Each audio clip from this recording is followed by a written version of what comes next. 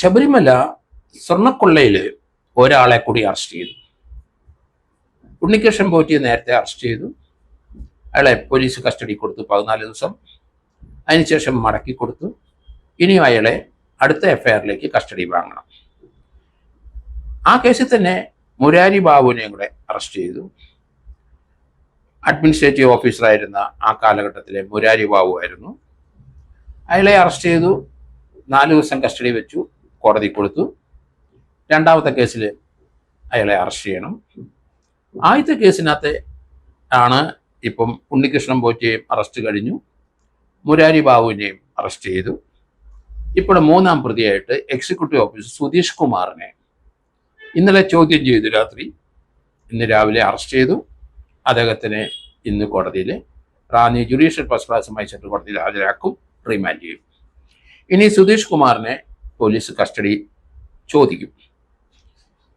ഇപ്പം ആദ്യത്തെ എഫ്ഐആറിനകത്ത് തീർച്ചയായിട്ടും ഏകദേശം 11 പേരുണ്ടെന്നാണ് മനസ്സിലാകുന്നത്. 3 പേരുടെ അറസ്റ്റ് കഴിഞ്ഞിരിക്കുന്നു ആ കേസിനകത്ത്. ഇനി Devaswom board secretary S Jayashree ഉണ്ട്. ജയശ്രീയെ ഇപ്പോൾ അറസ്റ്റ് ചെയ്യേണ്ട ഒരു ആവശ്യം തൽക്കാലമില്ല. അതിൽ കൂടുതൽ അറസ്റ്റിന് മുൻപ് അറസ്റ്റിന് വിധേയരാകുന്നവർക്ക് അത് അടിയന്തരമായി ചിലരെ കൂടി അറസ്റ്റ് ചെയ്യാനുണ്ട്. അതുകൊണ്ട് ജയശ്രീയുടെ റോള് അവർ ഈ സ്വർണം കൊണ്ടുപോകുന്നതിന് ഫൈനലായിട്ട് അനുമതി കൊടുത്തു.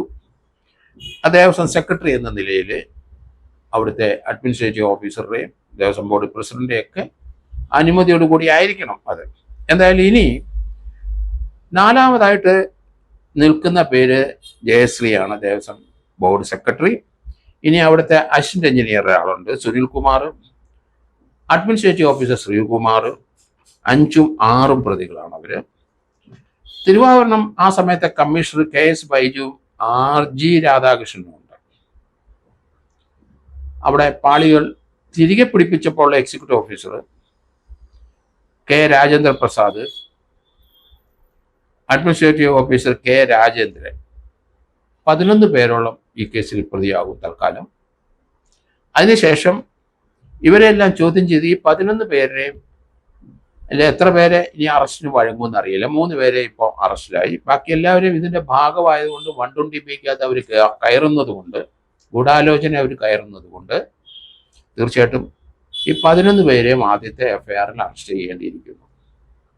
പക്ഷേ പോലീസിനെ സംബന്ധിച്ചിടത്തോളം ഇപ്പോൾ ഈ മഹസർ കണ്ടെത്തിയോടുകൂടി 420 പേജുള്ള മഹസർ കണ്ടെത്തിയപ്പോൾ എത്ര കിലോ സ്വർണം ധാരവാല ശില്പത്തിലും വാതിൽപ്പാളിയിലും കട്ടിലപ്പടിയിലും തേച്ചു എന്ന് കൃത്യമായ മഹസർ കിട്ടിയോടുകൂടി ആ കണക്ക് SITക്ക് കിട്ടി. അതിലിനി എത്ര റിക്കവറി ചെയ്തു എന്നുള്ള കണക്ക് കുറേ ഭാഗങ്ങൾ റിക്കവർ ചെയ്തിട്ടുണ്ട്. ഇവിടുന്ന് കൊണ്ടുപോയി വിറ്റ സ്വർണം തന്നെയാണ് റിക്കവർ ചെയ്തിരിക്കുന്നത്. ആ സ്വർണത്തിന് അതേ സ്വർണ്ണമാകണമെന്ന് നിർബന്ധമില്ല, പകരം സ്വർണ്ണമായിരിക്കണം കൊടുത്തിരിക്കുന്നത്. എന്തായാലും ആദ്യത്തെ എഫ്ഐആറിനകത്ത് 11 പേരെ തൽക്കാലം അറസ്റ്റ് ചെയ്യേണ്ടിയിരിക്കുന്നു. ആ 11 പേരുടെ പേരുകളൊക്കെ ഞാൻ പറഞ്ഞു കഴിഞ്ഞു. ഇനി ആ സമയത്തുള്ള ദേവസ്വം ബോർഡിൻ്റെ ഉന്നത പോസ്റ്റിലിരിക്കുന്ന ദേവസ്വം ബോർഡ് പ്രസിഡന്റ് 2019 കാലഘട്ടത്തിൽ 2 പേര്, വാസുവും അതുപോലെ തന്നെ പത്മകുമാറും ദേവസ്വം ബോർഡ് പ്രസിഡന്റായിരുന്നു. ഇതോടൊപ്പം തന്നെ 2025 ഇപ്പോഴത്തെ പ്രസിഡന്റിന്റെ റോള് ഈ പഴയ മോഷണത്തിന് അകത്തോട്ട് കയറ്റാൻ കഴിയില്ല. അദ്ദേഹം സബ്സിക്വൻ്റ് ആയിട്ട് ആ 2019 മോഷണം സാധൂകരിക്കത്തക്ക രീതിയിൽ ചില പ്രസ്താവനകൾ ഇദ്ദേഹത്തിൻ്റെ പേരിലും ചില കാര്യങ്ങൾ ചെറുതായിട്ട് തുടങ്ങി വെച്ചിട്ടുണ്ട്.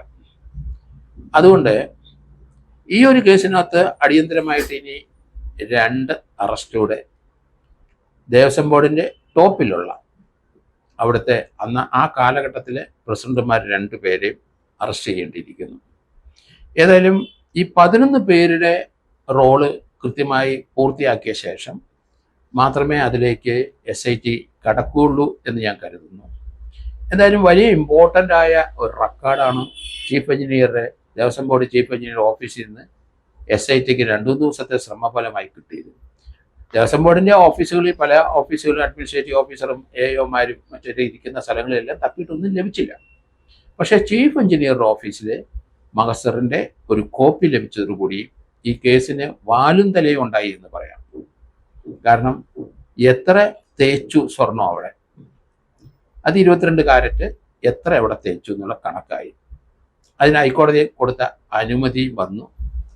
അതോടൊപ്പം തന്നെ തേച്ച സമയത്ത് അവിടെ ഉണ്ടായിരുന്ന ആരൊക്കെ കൂടിയാണ് അത് തേച്ചു പിടിപ്പിക്കാനായിട്ട് സഹകരിച്ചതെന്നൊക്കെ കൃത്യമായ കണക്കുകൾ ഇപ്പം SITയുടെ മുമ്പിൽ എത്തിക്കഴിഞ്ഞു.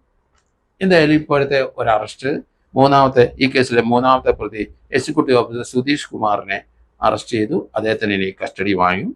അടുത്തത് അവരെ 8 പേരെ ഈ ആദ്യത്തെ FIRൽ അറസ്റ്റ് ചെയ്യേണ്ടിയിരിക്കുന്നു, പ്രതിസ്ഥാനത്ത് വരും. നേരത്തെ അവരെ പ്രതിസ്ഥാനത്ത് കാണിച്ചതാണ്. അതിൽ ചിലരൊക്കെ റിട്ടയർ ചെയ്ത് പോയിട്ടുണ്ട്. ദേവസ്വം ബോർഡും അവരെ ഈ 8 പേരെ സസ്പെൻഡ് ചെയ്തിട്ടുണ്ട് നേരത്തെ. ഇതിൽ ആദ്യത്തെ FIRലെ 11 പേരാണ് പ്രതിസ്ഥാനത്ത് ഇപ്പം കാണുന്നത്. അതോടൊപ്പം തന്നെ ആ സമയത്തുള്ള ദേവസ്വം ബോർഡ് പ്രസിഡന്റുമാരുടെ റോള് എന്ത്, അവരെ ചോദ്യം ചെയ്യേണ്ടിയിരിക്കുന്നു. അവരെ ഇനി വിളിച്ച് ആദ്യത്തെ ഫസ്റ്റ് റൗണ്ട് ചോദ്യം ചെയ്ത ശേഷം അവരെ പറഞ്ഞു വിട്ടിട്ട് സെക്കൻഡ് റൗണ്ടിലാണ് കാര്യമായ ചോദ്യം ചെയ്യലുണ്ടാവുക. തൽക്കാലം ദേവസ്വം ബോർഡ് പ്രസിഡന്റുമാരെ 2-3 പേരെ ഫോർമലായിട്ടുള്ള ചോദ്യം ചെയ്യൽ നടക്കും. അതിനുശേഷം സെക്കൻഡ് ടൈം വിളിച്ചു കഴിയുമ്പോഴാണ് അവരുടെ റോള് കൃത്യമായിട്ട് എന്താണെന്ന് SIT കണ്ടെത്തി നടപടി സ്വീകരിക്കാൻ പോകുന്നത്. ഇത് 2019 സംഭവങ്ങൾ മാത്രത്തിൽ ഒരു FIR എടുത്തതിൻ്റെ അടിസ്ഥാനത്തിലാണ് ഈ നടപടികൾക്ക് മുന്നോട്ട് പോയിക്കൊണ്ടിരിക്കുന്നത്. രണ്ടാമത്തെ FIR കിടക്കുന്നുണ്ട്. അതിനകത്ത് ആരൊക്കെ പ്രതികൾ വരണം, ഇനി ആരെയൊക്കെ പ്രതി ചേർക്കേണ്ടി വരും എന്നുള്ള കാര്യങ്ങളൊക്കെ വരുന്നുണ്ട്.